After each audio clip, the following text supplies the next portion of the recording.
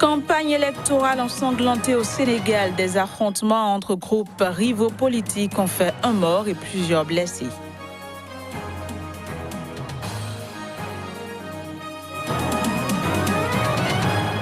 Présidentiel au Nigeria, le président Muhammadu Buhari brigue un second mandat à la tête du pays le plus peuplé d'Afrique.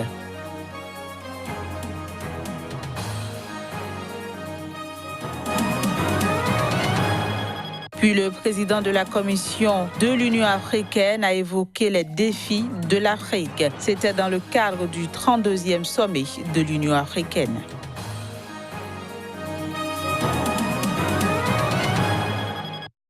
Voilà, c'était là le sommaire de ce journal. Bienvenue à chacun et à tous.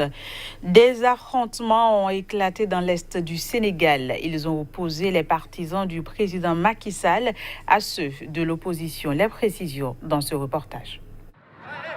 La tension monte au Sénégal. La campagne présidentielle est entachée de violence avec un premier mort signalé. Il s'agit d'un militant du parti au pouvoir tué lors de heurts avec des partisans de l'opposition. Les échauffourées ont opposé ce lundi à Tambacounda des partisans de la coalition au pouvoir, Benno Bokk Yakaar, à ceux d'Issa Sall, candidat du Parti de l'Unité et du Rassemblement, proche de la mouvance religieuse. À la suite des échauffourées, des journalistes ont également été blessés. Déjà ce dimanche, 4 gendarmes assurant la sécurité de la campagne ont perdu la vie dans un accident de la route dans la région de Sédhiou, en Casamance. Par ailleurs, au moins 2 personnes ont été grièvement blessées ce dimanche à Fatick, un fief de Macky Sall dans le centre-ouest du pays à la suite de violences entre partisans du pouvoir et du candidat Ousmane Sonko, une figure montante de l'opposition.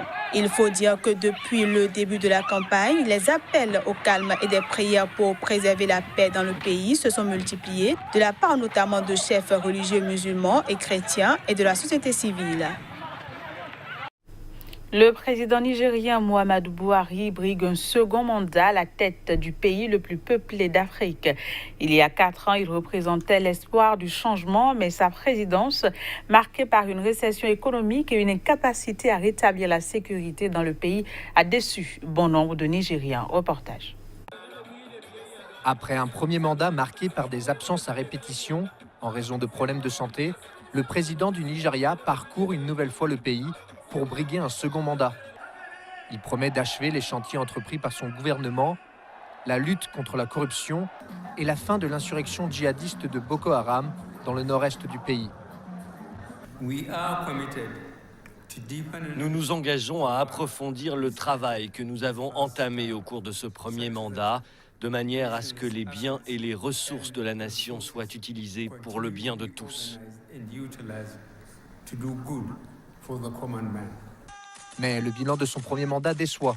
Boko Haram, après avoir été affaibli, mène toujours des attaques meurtrières. Sur le plan économique, une forte récession, notamment liée à la chute des cours mondiaux du pétrole, a provoqué une importante inflation et le chômage a atteint des records. Acquis au début de son mandat, ses électeurs sont désormais divisés dans son bastion, le nord du pays. Je vais voter pour Buhari car il a amélioré la sécurité. Avant, on ne pouvait même pas aller à l'école. Les gens souffrent. Vous pouvez voir que l'économie a chuté, il y a une forte inflation et la vie était plus facile avant l'arrivée de Buhari. Réputé incorruptible, ses détracteurs l'accusent de s'attaquer uniquement à ses opposants. Ancien général de 76 ans, il avait déjà dirigé le Nigeria d'une main de fer à la tête d'une junte militaire au milieu des années 80. Et parlant toujours des élections présidentielles et parlementaires au Nigeria, à quelques jours de la tenue du scrutin, des habitants de Lagos espèrent qu'il sera libre et juste. On les suit. On n'a pas de quoi manger, on n'a pas de travail. Il y a des sans-abri et le gouvernement ne fait rien. Ils dépensent des milliards de naira pour leur campagne, mais ils ne font rien pour ceux qui souffrent.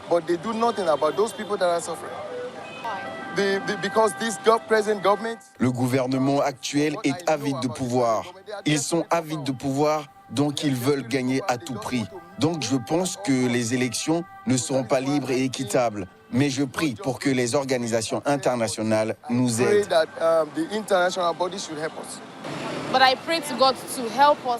Je prie Dieu pour qu'il nous aide à trouver quelqu'un qui nous aidera à améliorer la situation parce que le Nigeria rencontre beaucoup de problèmes et je prie pour que le Nigeria aille mieux un jour.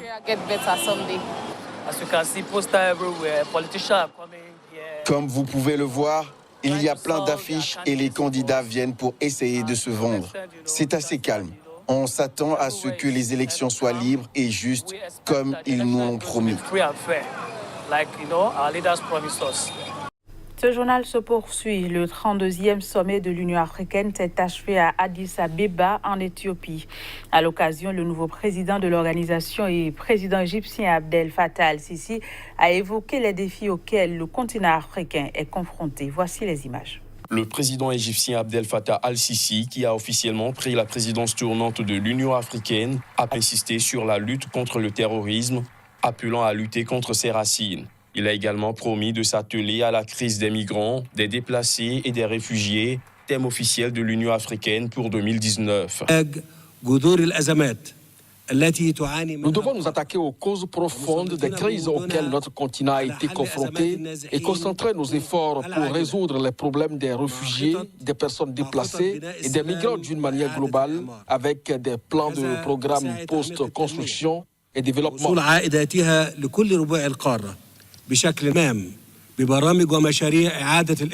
Il est important d'accorder de l'importance aux plans et programmes de reconstruction et de développement post-conflit afin de promouvoir la paix et la sécurité sur notre continent. Encouragée par sa récente médiation en Centrafrique, l'Union africaine s'est affirmée ce lundi dans le dossier libyen, appelant à la tenue d'une conférence en juillet pour réunir les acteurs de cette crise et réclamant la tenue d'élections présidentielles et législatives en octobre. En 2020, un autre poids lourd du continent, l'Afrique du Sud, prendra la présidence tournante de l'Union africaine. Et parlant toujours du 32e sommet de l'Union africaine, Moussa Faki, le président de la Commission, a lui aussi évoqué les défis auxquels le continent africain est confronté, notamment les personnes déplacées et le terrorisme. On l'écoute.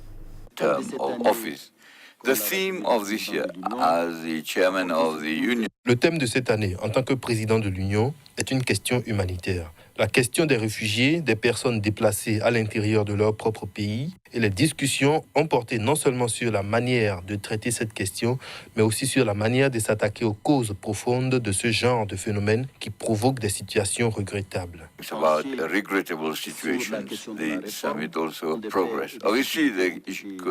Évidemment, les questions de paix et de sécurité ont également été abordées. Puis, en plus du rapport sur la paix et le Conseil de sécurité, la Libye, le Sahel, le Sud-Soudan, la République centrafricaine, le bassin du Tchad, c'est donc la question du terrorisme qui est devenue une véritable menace sur le continent, où le continent bénéficiera de l'expérience de l'Égypte dans ces domaines. The continent will benefit from the experience of Egypt in these areas. There is also Progression du terrorisme dans le Sahel, cette réalité préoccupe la communauté africaine. Le commissaire de l'Union africaine pour la paix et la sécurité appelle à combiner la réponse militaire à une lutte contre ces causes profondes, notamment économiques et politiques. Ismaël Chergui, commissaire de l'Union africaine pour la paix et la sécurité, a déploré lundi le terrorisme en progression dans le Sahel. Le Burkina Faso, par exemple, est confronté presque quotidiennement à des attaques criminelles et terroristes. Les mouvements terroristes se multiplient, s'acharnent sur les populations civiles et les institutions de plusieurs pays. L'Afrique de l'Ouest tout entière est en état d'alerte. Donc nous avons l'autre aspect qui sont les problèmes entre les différents groupes ethniques et même un différend entre les éleveurs et les agriculteurs. La combinaison de tous ces éléments contribue à un niveau de violence sans précédent, avec le meurtre de personnes innocentes, la destruction de leurs propriétés dans une région qui est déjà relativement pauvre. La question de la lutte antiterroriste fait l'objet de discussions par toutes les délégations et nous sommes d'accord sur le fait qu'il faut concentrer les efforts sur l'apport d'une réponse complète à ce phénomène. Ces déclarations rejoignent l'engagement du nouveau président en exercice de l'Union africaine, le président égyptien Abdel Fattah al-Sisi, qui a appelé lors de sa prise de fonction dimanche à lutter contre les causes du terrorisme. Puis, candidature pour le poste de Premier ministre en Thaïlande. La sœur du roi a été officiellement disqualifiée ce lundi de la course. La manifestation de son désir avait créé un séisme politique dans le pays, allant jusqu'à alimenter des rumeurs de coup d'État. Le nom de la princesse Ubol Ratana ne figure pas parmi les noms des candidats au poste de chef du gouvernement qui doit être issu des élections législatives du 24 mars. Raison avancée par la commission électorale thaïlandaise, tous les membres de la famille royale se doivent d'être au-dessus de la politique. Cet épisode vient mettre un terme à plusieurs jours de crise. En effet, le Thai Raksa Chart, parti allié à l'ancien premier ministre Thaksin Shinawatra, annonce la candidature de la princesse. La nouvelle provoque une onde de choc dans le pays où les membres de la famille royale sont traités avec un statut quasi divin et échappent à toute critique. Quelques heures plus tard, le roi qualifie la candidature de sa sœur d'autrement inappropriée. Le Thai Raksa Chart annonce rapidement qu'il se conformera aux souhaits du monarque et la commission électorale valide le retrait lundi. Le sort du Thai Raksa Chart restait quant à lui incertain. La commission électorale pourrait en effet décider que la candidature de la princesse était contraire à la Constitution, ce qui serait un premier pas vers une éventuelle dissolution de ce parti. Déjà, un groupe d'activistes thaïlandais a soumis une pétition aux autorités électorales demandant la censure du parti Thai Raksa Chart. De son côté, ce parti demande à la commission électorale d'examiner les qualifications du chef de la junte du pays pour devenir Premier ministre. Puis les Vénézuéliens sont appelés par l'opposition et son chef de file à descendre dans la rue ce mardi. Ils veulent ainsi maintenir la pression sur les militaires pour qu'ils désobéissent au président Nicolas Maduro et laissent entrer l'aide humanitaire dans le pays. Les précisions, ce sera dans cet élément. Juan Guaidó, reconnu ou soutenu comme président par intérim par une cinquantaine de pays, a appelé à des manifestations dans tout le pays à l'occasion de la journée de la jeunesse pour envoyer un message à l'armée. Il s'agit là de la 3e mobilisation convoquée par Juan Guaidó après celle du 23 janvier et du 2 février dernier. Cesser l'usurpation, les forces armées, ce qui veut dire se ranger du côté de la Constitution. Cesser l'usurpation, ça veut dire autoriser l'aide humanitaire, ne pas réprimer le peuple du Venezuela. Les menaces proférées par tous ces fonctionnaires, je pense qu'il devait être clair qu'ils nous intimident. Nous livrons les premiers dons, le premier envoi d'aide humanitaire à petite échelle parce qu'ils bloquent encore la frontière, vous savez. Le président Nicolas Maduro, qui dément l'existence d'une crise humanitaire, refuse l'entrée de cette aide sur le territoire vénézuélien, considérant qu'il s'agit d'un premier pas vers une intervention militaire des États-Unis et d'un show politique. Mais alors que l'opposant Juan Guaidó appelle le peuple à descendre dans la rue, des Vénézuéliens recevaient des médicaments lors d'une journée médicale organisée par le gouvernement du président Nicolas Maduro sur le pont international Tienditas du Rena à la frontière avec la Colombie. Voilà, c'est sur cette note que prend fin cette édition. Merci de l'avoir suivi. Très bonne suite de programme sur SICA. À très bientôt. Au revoir.